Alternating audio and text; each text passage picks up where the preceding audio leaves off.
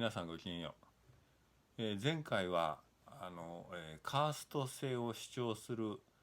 バラモン社会の中で、お釈迦様という人が、社門の立場で、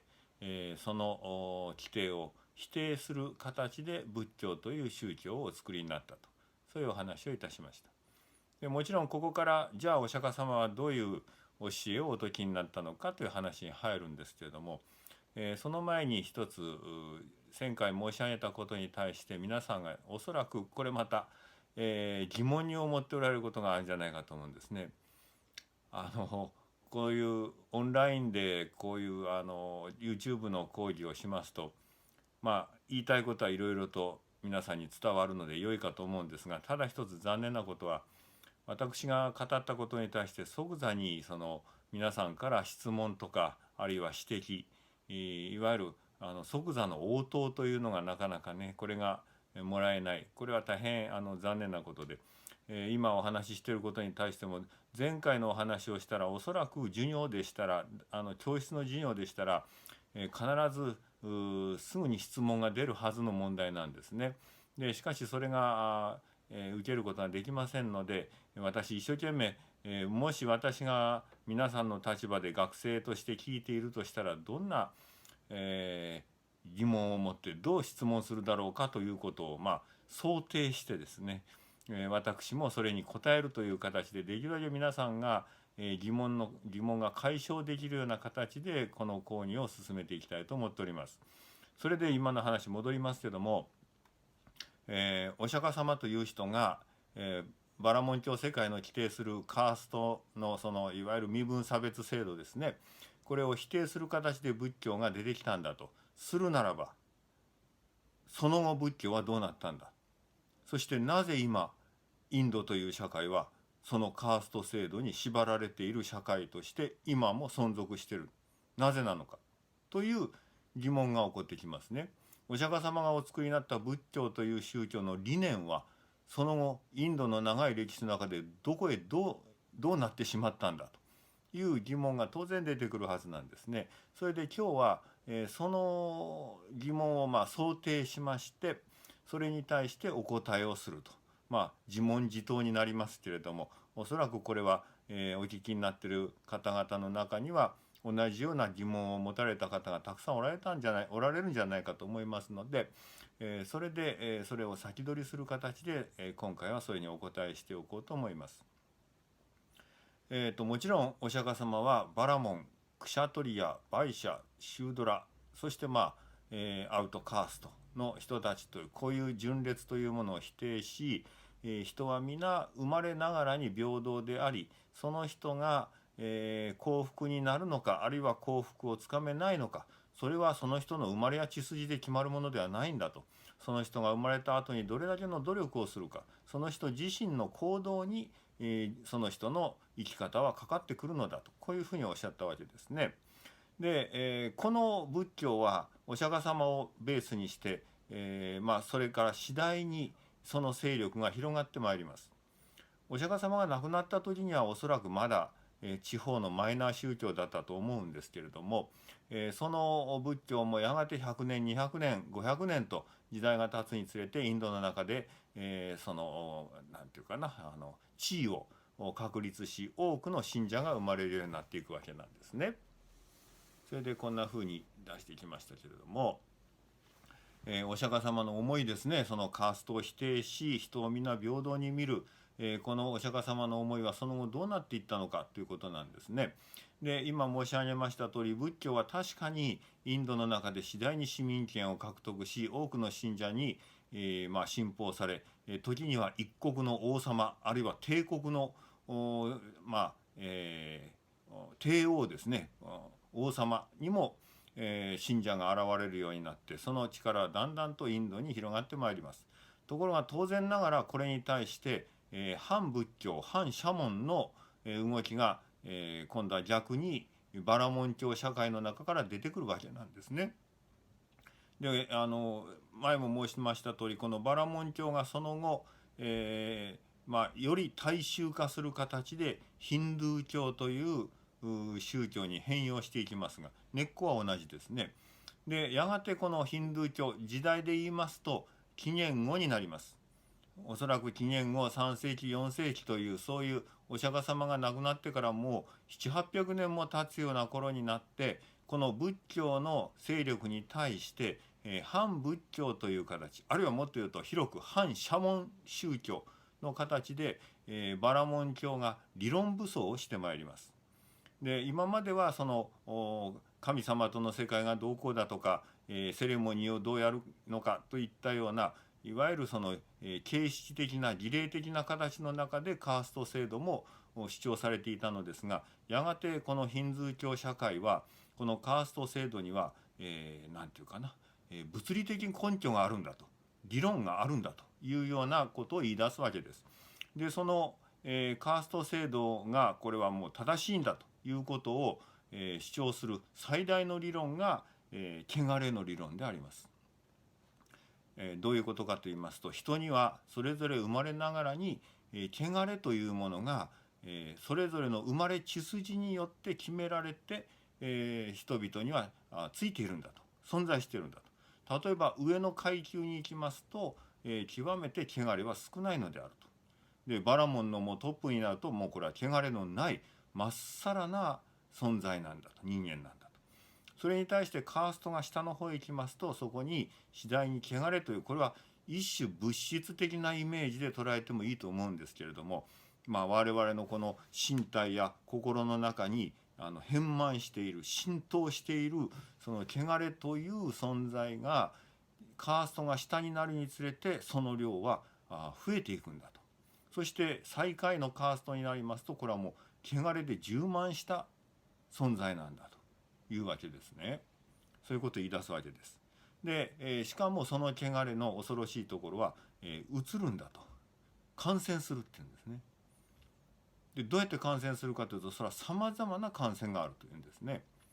もう接触感染もありますし、それから経口感染もあります。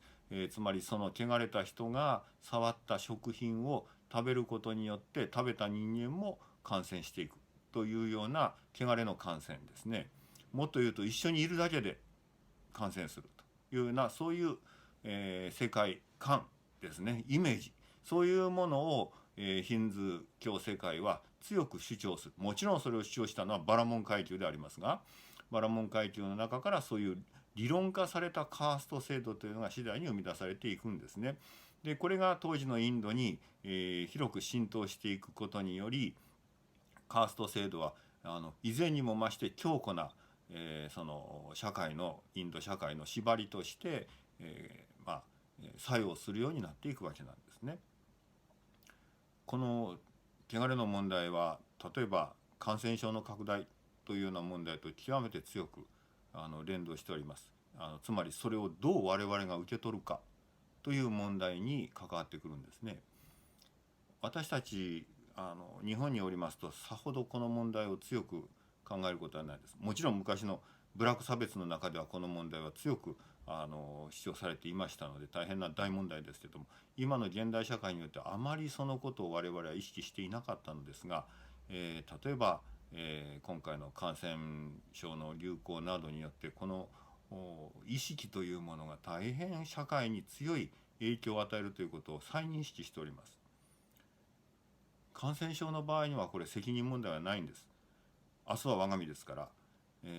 今日健康でも明日自分が何の原因もなく感染し、そしてそれを知らぬ間に人に移してしまうというその立場に置かれるということで、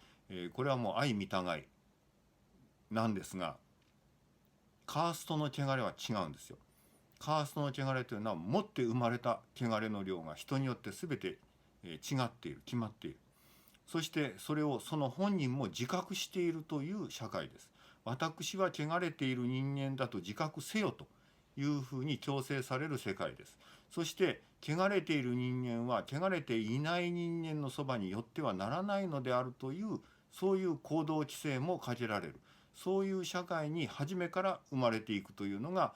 このヒンズー社会がこの時代ですね、自分たちのカーストを理論武装した時代の社会通念であるわけです。でその流れは今もある程度ですね、実を言うと非常に深い形で現代のインド社会にもその思いはあるんですね。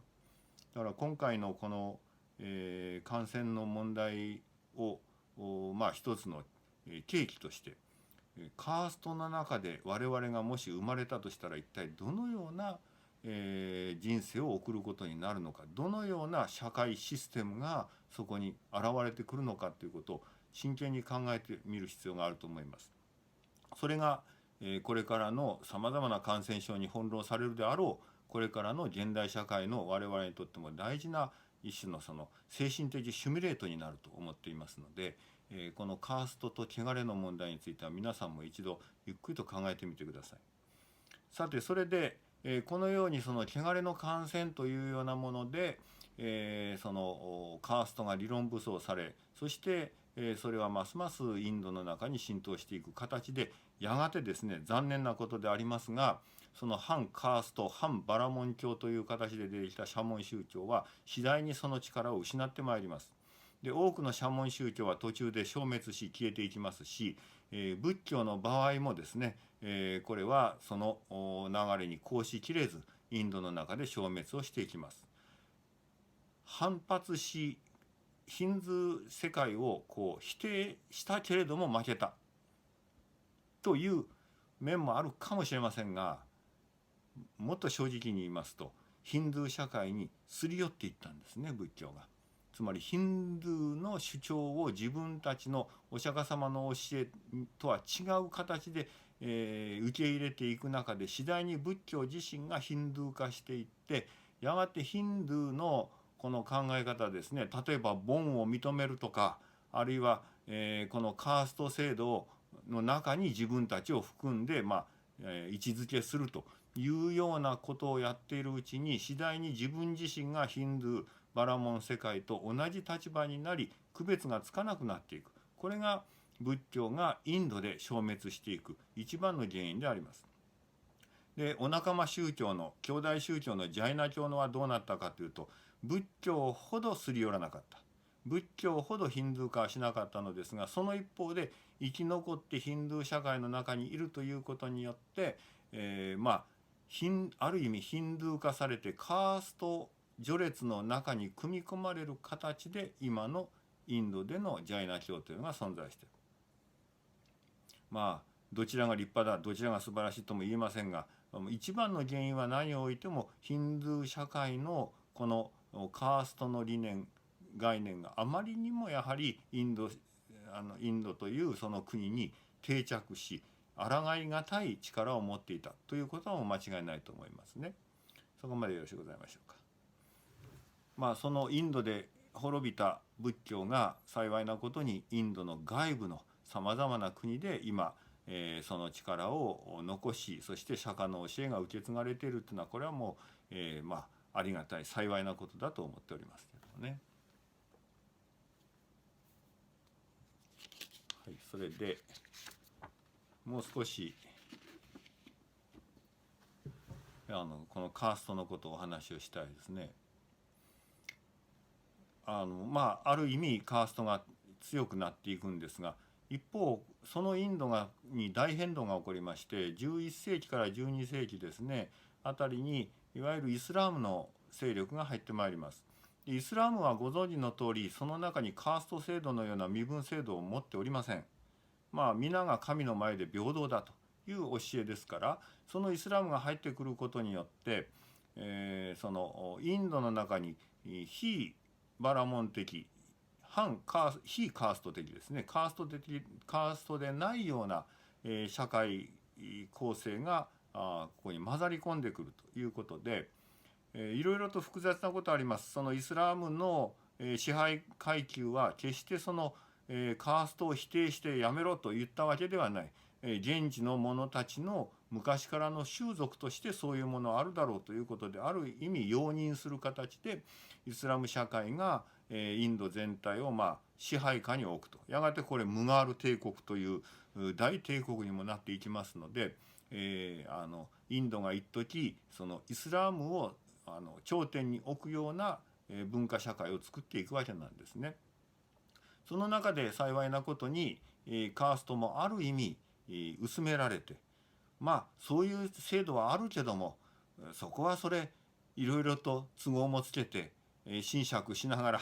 ですね、うまいところでやっていきましょうよと、折り合いをつけてやっていこうという形になってきて、カースト制度がある程度緩められる状態も来るわけなんですね。でもしそのままでいけばまあ良かったんでしょうけれども、そこへイギリスがやってくるんですね、18世紀に。そしてイギリスは何をしたかというと、これはもう植民地支配ですから、支配するその世界が、反抗しないようになんとか押さえつけるために、分割統治、つまり、仲違いをさせる、中の人々を仲違いをさせることによって、イギリスがそれ全体を治めようという、いつものやり方ですね。でイギリスがこういうことやるもんだから、例えば、パレスチナ問題もそうですし、ロヒンギャの問題もそうですし、みんなこれ元をたどればイギリスの政策に行き着くんですけれども、このカーストもまたそうなんで、ある程度こう折り合いつけてやってきたところへイギリスがやってきまして、君たちはイスラム教徒、君たちはヒンズー教徒だから、それぞれの宗教に基づく理念を君たちの生きるベースにしたまえというふうに言うわけですね。そうすると当然イスラムとヒンズーは生き方が違うわけで、生活のその指針が違うわけで、それをそのまま厳格に守らねばならんのだという政策を取る。そうすると当然ながらイスラームとヒンズーの間はうまくこう折り合いがつけられない、お互いに角突き合わすような社会になっていくわけですね。それがイギリスが望んだ分割統治の形です。その中で、ヒンドゥーはこのカーストという厳然たる身分差別制度に従って社会を運営していかねばならんという意識がだんだん植え付けられていくわけで、それが一時緩められたカースト社会をガチガチに縛る、カーストがもう一番その何て言うかな、人の価値を決める第一の原理だというような、社会がまたインドにこう出てくるわけです。これがまあ18世紀19世紀、そして、戦後インドが、独立し植民地支配から抜け出すまで、このカーストによる厳しい社会規制というものがイギリスの手によってこう強められていくという不幸な歴史があるわけなんですね。今インドはこのカースト制度から抜け出そうとさまざまな面で努力をしております。心に染みついた生理的な思いとしてのこのカーストを、なんとか自分たちの意思で、それを取り除こうという、これは厳しい試練に今立ち向かっているというところなんですね。今日は仏教の話というよりも、そこをきっかけとしてカーストの流れについて簡単にお話をいたしました。ちょっと長くなって、ご無礼しました。じゃあこれで終わります。ごきげんよう。